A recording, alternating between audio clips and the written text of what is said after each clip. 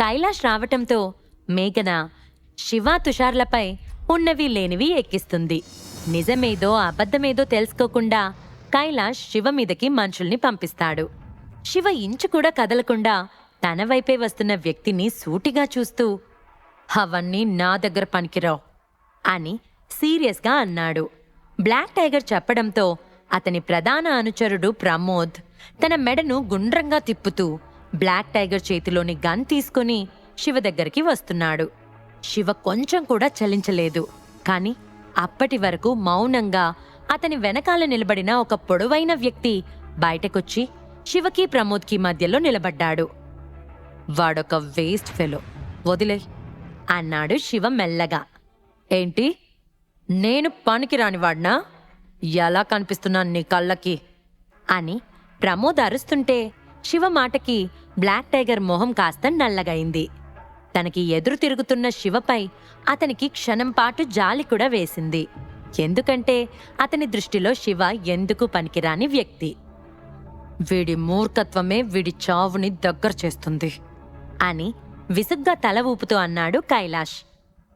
ఏంటి ఏంటి చూస్తున్నారు? వాణ్ణి తీసుకొచ్చి త్వరగా నా ముందు మోకాళ్ళపై పడేయండి అని అంటున్న కైలాష్ మాటలు పూర్తి కాకుండానే గట్టిగా వినిపించిన అరుపుకి అందరూ అదిరిపడ్డారు.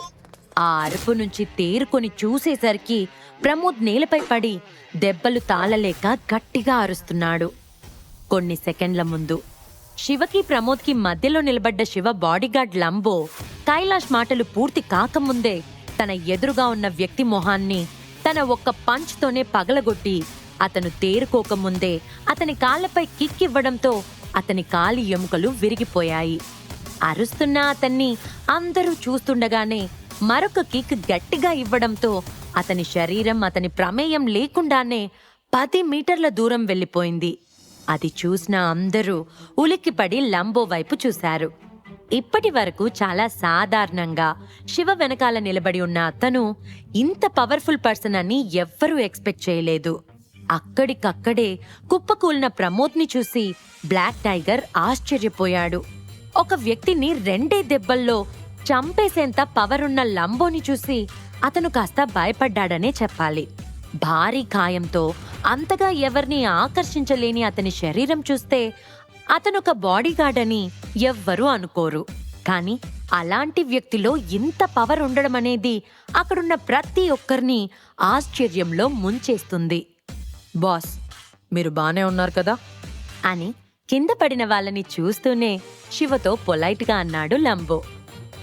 హౌ డేర్ యూ, నాకు ఎదురు తిరుగుతారా అంటున్న బ్లాక్ టైగర్ మాటలు పట్టించుకోకుండా నేలపై పడ్డవాడు ఇంకా బ్రతికే ఉన్నాడని గమనించి తనతో అతనికి నరకం చూపిస్తున్న లంబోని క్రూరంగా ఉన్న అతని కళ్ళను చూడగానే అక్కడున్న అందరికీ వెన్నులో వణుకు పుట్టింది. బ్లాక్ టైగర్ బాడీగార్డ్స్ అందరూ ఒకేసారి తమ దగ్గరున్న ఇనుప కడ్డీలని బయటికి తీశారు. కొంతమంది తమ దగ్గరున్న గన్స్ని గురిపెట్టారు. మీరిద్దరు త్వరగా మీ మోకాళ్ళపై మాకు మోకరిల్లండి, తర్వాత బాధపడ్డా ఫలితముండదు. మీ ప్రాణాలు గాలిలో కలవక ముందే త్వరపడండి అన్నాడు కైలాష్. ఇక్కడున్న నా సెక్యూరిటీలో చాలా మంది మిమ్మల్ని చంపే అవకాశం ఎవరికి లభిస్తుందా అని ఎదురు చూస్తున్నారు అంటున్న బ్లాక్ టైగర్ మాటలు కంప్లీట్ అవ్వకముందే వెంటనే శివని లంబోని ఒక్కసారిగా చుట్టుముట్టారు బ్లాక్ టైగర్ మనుషులు. వాళ్ళంతా కరుడు కట్టిన తీవ్రవాదుల్లాంటి వాళ్ళు. ప్రమోద్ను అలాంటి పరిస్థితికి తీసుకొచ్చిన లంబోన్ చూసిన దగ్గర నుంచి వాళ్ళందరూ పిచ్చి వెర్రితో ఊగిపోతున్నారు. ఒకవేళ కైలాష్ వాళ్లకు సహాయం చేయడానికి ముందుకు రాకపోయినా తమ చిన్న బాస్ని కొట్టిన లంబోని కొట్టించిన శివని ఎలాగైనా ఈరోజు ఓడించాలనే పంతం వాళ్ళది. లంబో ఒకసారి తన చుట్టూ ఉన్న అందర్నీ చూసి తన మెడను చుట్టూ తిప్పాడు. అతని కళ్ళను చూస్తేనే తెలుస్తుంది అతను ఎంత రెచ్చిపోయినట్లు ఉన్నాడో. అంతలోనే క్షణకాలంలో జరిగిన దానికి అందరూ బిత్తరపోయి చుట్టూ చూస్తున్నారు. ఏమైందని ఆలోచించిన వారి మైండ్స్కి అసలు విషయం చేరేసరికి కొన్ని క్షణాల టైం పట్టింది. మెరుపు లాంటి వేగంతో ఆ హాల్లో నుంచి తన చుట్టూ ఉన్న వాళ్ళు స్పందించే టైం కూడా ఇవ్వకుండా సుడిగాలిలా చుట్టూ పరిగెత్తాడు లంబో. అతని మీద పడటానికి ఒక్కసారిగా ప్రణాళికలు చేసుకున్న వాళ్ళందరూ తమ ప్రమేయం లేకుండా జరిగిపోయిన దానికి చిన్న షాక్లోకి వెళ్ళిపోయారు. వాళ్ళందరూ ఆ షాక్ నుంచి బయట పడేలోగా అక్కడున్న 20 మంది బాడీగార్డ్స్ ఒకరి తర్వాత ఒకళ్ళు లంబో జరిపే మెరుపు దాడిలో గాలిలో ఎగురుతూ గొడ్డల్ని తగిలి రక్తాలు కక్కుతూ కింద పడిపోతున్నారు. ఎంతో శిక్షణ పొందిన బ్లాక్ టైగర్ బాడీగార్డ్స్ కూడా అతనిని ఎదుర్కోలేక సతమతమవుతున్నారు. కింద పడిన వారు తిరిగి లేవడానికి ప్రయత్నిస్తుంటే, కదిలితే ఇక లేవకుండా చంపేస్తాను అని అందరికీ ఒకేసారి వార్నింగ్ పాస్ చేశాడు లంబో.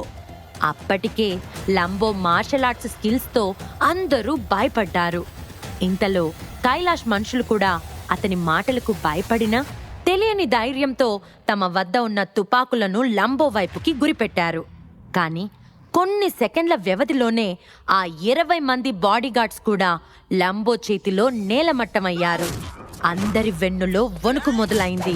చావు కేకలు, రక్తాలు ఎగజిమ్మడం మాత్రమే అందరికీ కనిపిస్తుంది.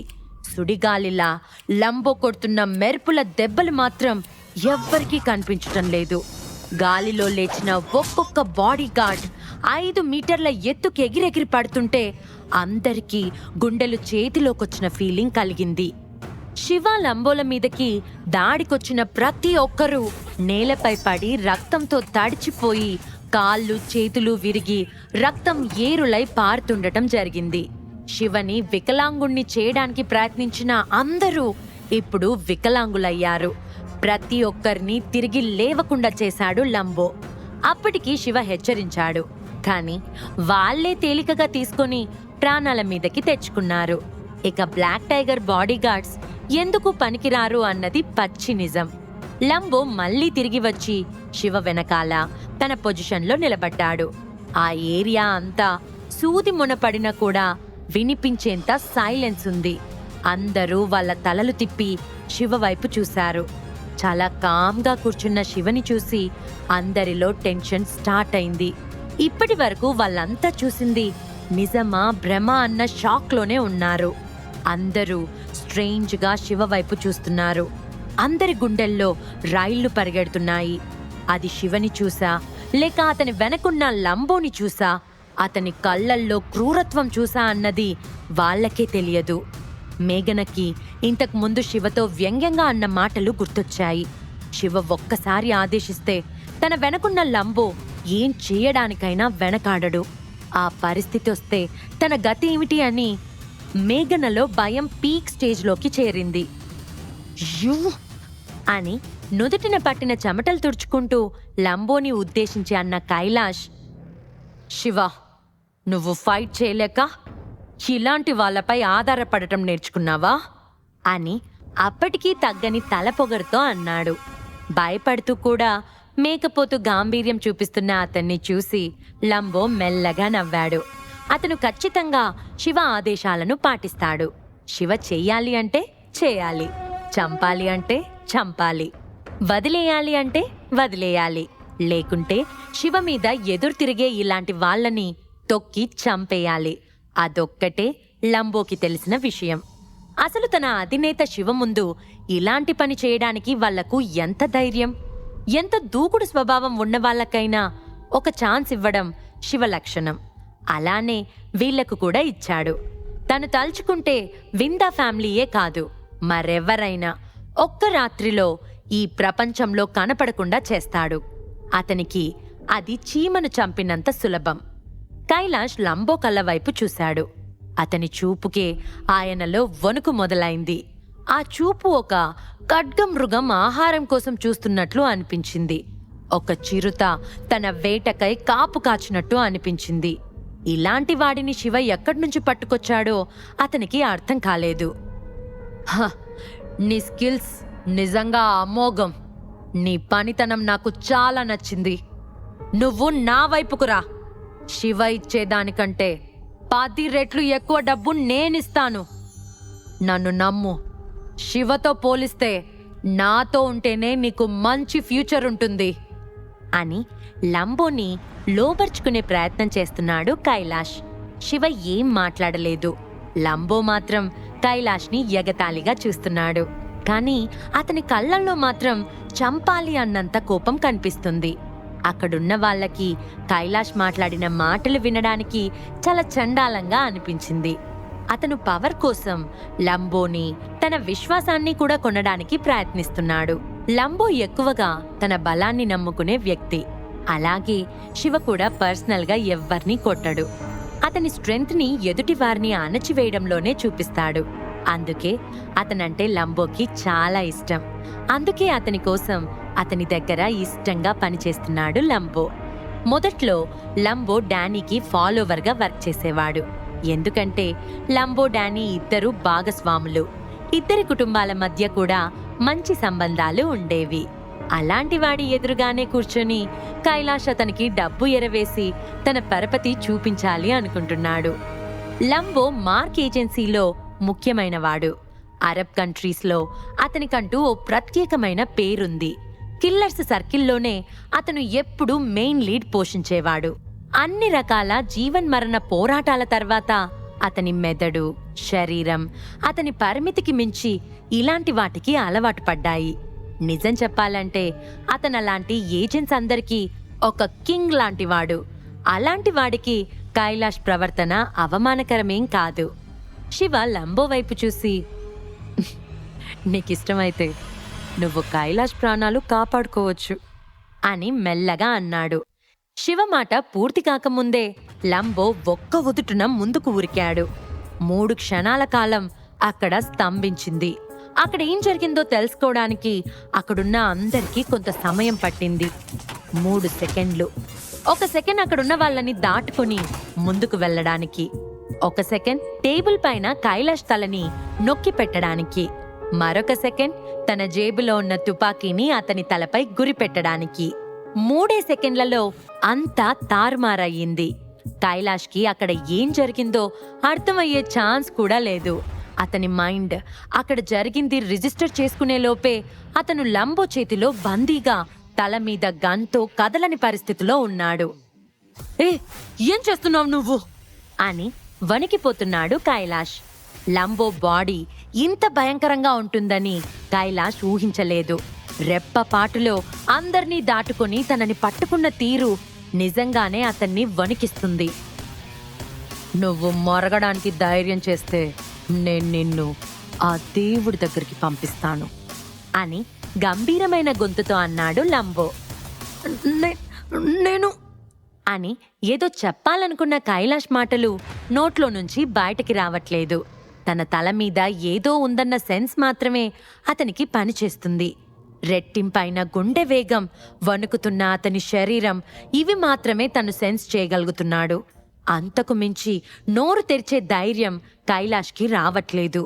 లంబో విషయానికొస్తే కైలాష్ తప్పుగా ఏదైనా మాట్లాడాడో వెంటనే అతని తల 1000 ముక్కలు చేస్తాడు. అందులో అతనికి ఎటువంటి డౌట్ లేదు. లంబో చాలా క్రూయల్ పర్సన్. ఇతనేంటి ఇంత భయంకరంగా ఉన్నాడు? ఇతను అసలు మనిషేనా? అసలు ఇలాంటి స్కిల్స్ ఎలా సాధ్యం? నిజంగా ఇతను మనిషి కాదు. శివ దగ్గర ఇలాంటి మనుషులుంటారని నేను ఎక్స్పెక్ట్ చేయలేదు. శివ ఒక్క మాట చెప్తే ఖచ్చితంగా మనందరం చచ్చిపోతాం ఇక్కడే అని అన్నాడు బ్లాక్ టైగర్. అంతే, అందరూ భయంతో బిక్క చచ్చిపోయారు. అందరి మొహాలు పాలిపోయాయి. శివ చుట్టూ ఉన్న రక్షణ వలయం లాంటి లంబో బలంతో ఇప్పుడతను అందరికీ ఎనిమెన్సిబుల్ అండ్ సూపర్ మ్యాన్. నిజం చెప్పాలంటే సురభి క్లాస్మేట్స్కి చాలా భయంగా ఉంది. పార్టీ మొదలైనప్పటి నుంచి ఇప్పటిదాకా వాళ్ళందరూ శివని వెక్కిరిస్తూనే ఉన్నారు.